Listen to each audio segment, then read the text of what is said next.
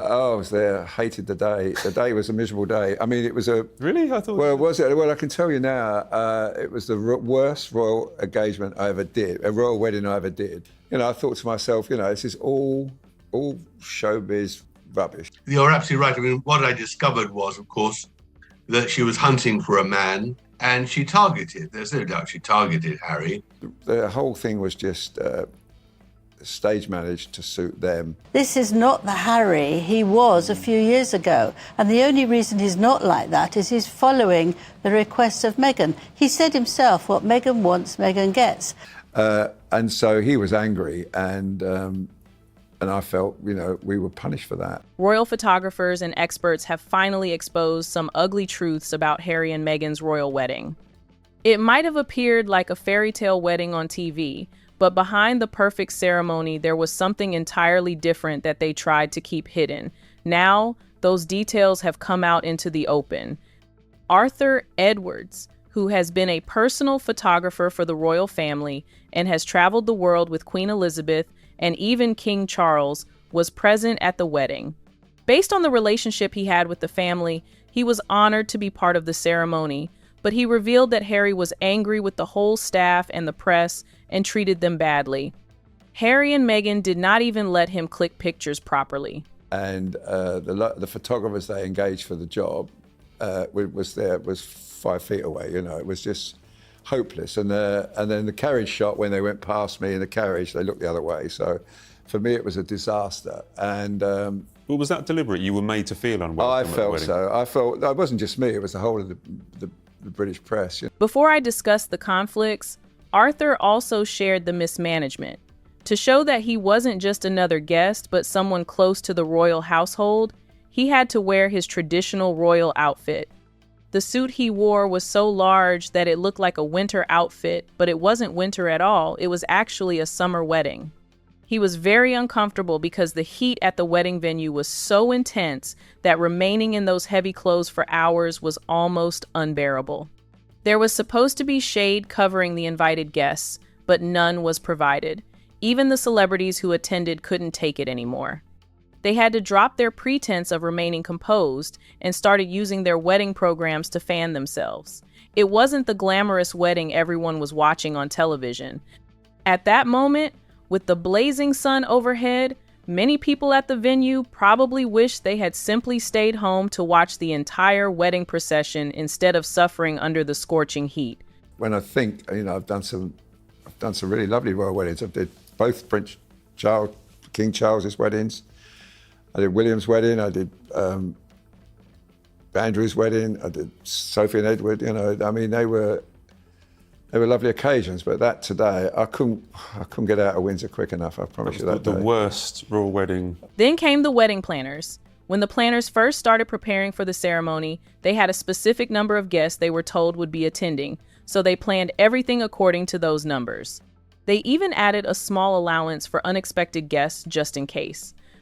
But to the surprise of the planners, according to Arthur Edwards, they were shocked when Meghan allegedly went behind the scenes and began inviting celebrity friends such as Oprah, Elton John, Tyler Perry, and many others whom the planners had not expected.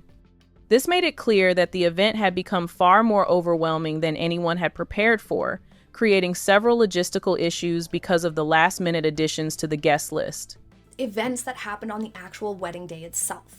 The guest list, beyond the lone family member she invited, was simply inviting celebrities who were total strangers to her. I could see, especially with a wedding of this scale, inviting a handful of people who you do not know, but certainly not to this extent. There were a huge amount of guests who she had never met. Some people didn't even come. Like, for example, Reese Witherspoon said, "Why would I go? I don't even know them." As bad as the heat and the disorganized planning were, things became even more complicated when it came to the seating arrangement. As a photographer, the right seating arrangement is one of the greatest gifts you can receive because it gives you the best view of important moments. But during the wedding, that wasn't what happened.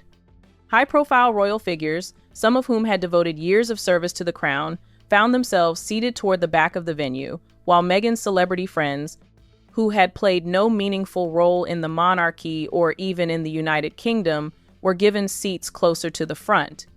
Just imagine important figures who had dedicated their lives to the monarchy being pushed aside while celebrities received the best seats in the house. Arthur Edwards himself found himself seated among minor royals, and he described the experience as though he was watching the event through a GPS app. All my life, and then Oprah Winfrey had met them once. She was a guest. The Clooneys, the guests. I mean, never met them before, but they were the guests. And, I thought to myself, this is all showbiz rubbish. Even after the wedding, the drama didn't stop. Arthur mentions that Harry and Meghan's decision to distance themselves from the royal family became painfully obvious when they made their first major public appearance after the ceremony. Instead of embracing their royal roles, they went on Oprah interview to air their grievances. They claimed that racism and mistreatment were widespread within the royal family, but Arthur wasn't convinced by those claims and strongly questioned that version of events. Some even speculate that Meghan invited Oprah to her wedding so she could ask for a favor later on. Most of that interview was left on the cutting room floor because it was so one-sided and it was so unfair. And I think about watching it now, and the bit about Archie and the colour of his skin. And I knew they'd be seething. I knew the Queen would be seething. I knew that the Prince of Wales, Prince Charles, would be seething. It would be. Then Tom Bower came into the picture and didn't let anything slide. The first point he raised about the wedding was that the reason for this marriage was not love at all. In his view, Meghan had been very strategic from the beginning. According to Bower, it wasn't simply an accident that she met Harry. He argues that for a long time she had been seeking someone with a higher social status who was not only wealthy, but also influential. So when Harry came into the picture, Bower believes it became the perfect opportunity for Meghan to leave her previous marriage to Trevor Engelson and begin a relationship with the prince.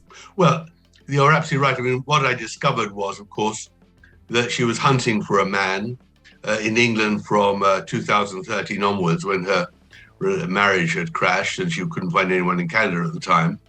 And she wanted wealth and she wanted fame. And there's no doubt she targeted Harry and found someone who was a childhood friend of his who could introduce them.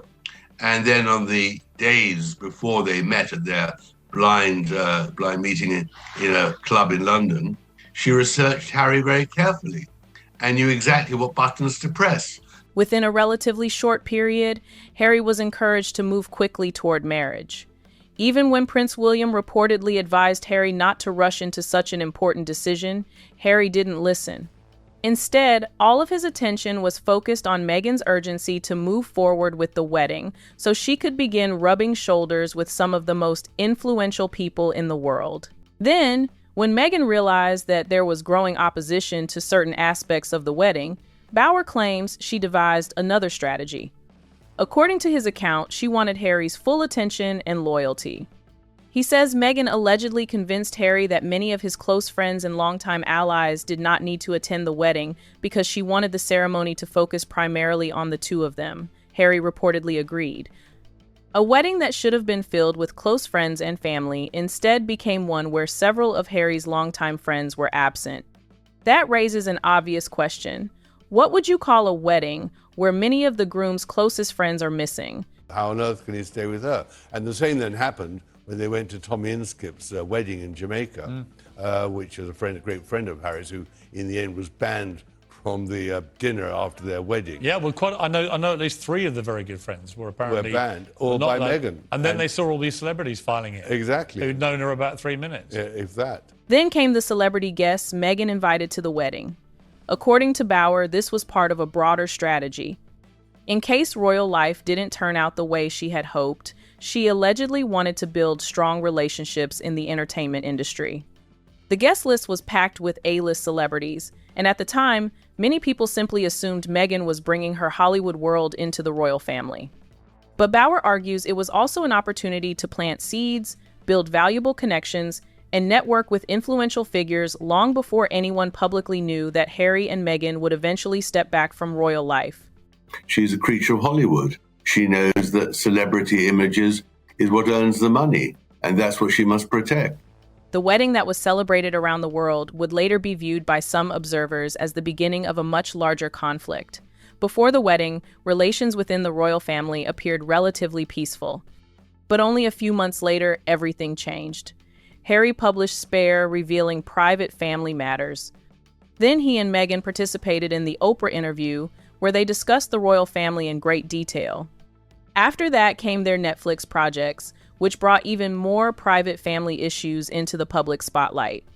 According to Bauer, the battle lines were drawn after the wedding, and he believes the ceremony eventually became associated with the beginning of a long-running conflict between the Sussexes and the monarchy. I thought that was just so disgraceful, what she said, what Harry said, and I'm a monarchist, and I just don't think she should have been allowed to say those things unchallenged by Oprah Winfrey. It was scandalous. So I embarked on this book to actually understand what sort of person actually launches that sort of unfair, untrue attack on the royal family. Then Angela Levin wasn't having it either. She stepped in and revealed several other truths about the wedding that continue to surprise many people today. Angela was writing Prince Harry's biography in 2017, and toward the end of the project, she paid Harry a visit to finalize everything. When she arrived at Harry's residence, she experienced something that she found quite surprising. An aide serving the prince pulled her aside and gave her a stern warning, telling her to be extremely cautious because Harry was reportedly very anxious and nervous whenever his relationship with Meghan was mentioned. If she wants to speak, if she wants to talk to someone before him, he steps back. He's very nervous. And I think that she commands it all, quite obviously, because this is not the Harry he was a few years ago. And the only reason he's not like that is he's following the requests of Meghan. He said himself, what Meghan wants, Meghan gets. And that's what it's like. At that point, Harry's engagement to Meghan had not yet been officially announced, although preparations for the wedding were already underway. The aide reportedly warned Levin that if she brought up Meghan or asked too many questions about her, Harry could become upset and even ask her to leave. Levin viewed this as a significant warning sign and said she had already begun noticing changes in Harry's behavior. To her, it appeared that Meghan had gained enormous influence over Harry even before she officially became a member of the royal family. And also she pushes Harry out the way, or she pulls him, if she wants to go and he's still talking, she pulls him and she gives him a look and he has to come with her. I don't think she realises that we all see that. Who does that? Then, in the tiara battle, not every royal tiara is considered appropriate for every occasion. According to Levin, Meghan initially requested to wear a beautiful emerald tiara that was said to have Russian origins. That request reportedly created concern. Why would Meghan choose a piece that could potentially create unnecessary controversy? The Queen is said to have declined the request because the tiara allegedly carried historical controversy connected to its post-Russian Revolution origins. Meghan reportedly still wanted to wear it, but Queen Elizabeth ultimately intervened before the matter went any further. Meghan had her heart set on this tiara with emeralds, and Prince Harry hit the roof when they were told it was impossible for her to wear. Provenance of the tiara could not be established. There were concerns that it could have come from Russia originally. There was a very heated exchange that prompted the Queen to speak to Harry. She said, Meghan cannot have whatever she wants. She gets what tiaras she's given by me. According to Levin, life within the royal family comes with enormous responsibility, something she believes Meghan was unwilling to fully embrace. Even Queen Elizabeth remained calm when Harry and Meghan eventually stepped back from royal duties. While the Queen may have been disappointed, Levin argues she was not entirely surprised.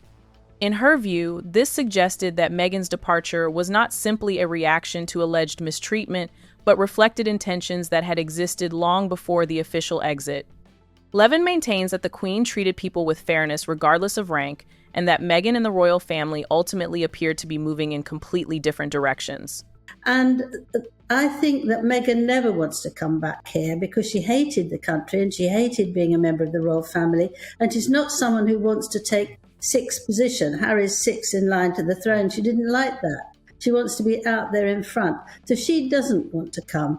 Meghan Markle has a great deal of influence over Harry. She argues that Harry rarely makes important decisions without first consulting Meghan. And if Meghan does not support an idea, it is unlikely to move forward. Levin believes Meghan has become the dominant decision maker in the marriage. She even claims that Meghan helps write many of Harry's speeches and guides much of his public messaging. In Levin's opinion, this influence goes beyond simple support and reflects a much deeper level of control within the relationship. Of course he's scared of Meghan, he's terrified of her. I think he would have gone away a long time ago. I think she's completely controlling him. And you see now that he's absolutely used to being behind her. There you have it, the royal experts sharing what they believe are some of the hidden truths surrounding the wedding of Harry and Meghan. So, what are your thoughts about these claims?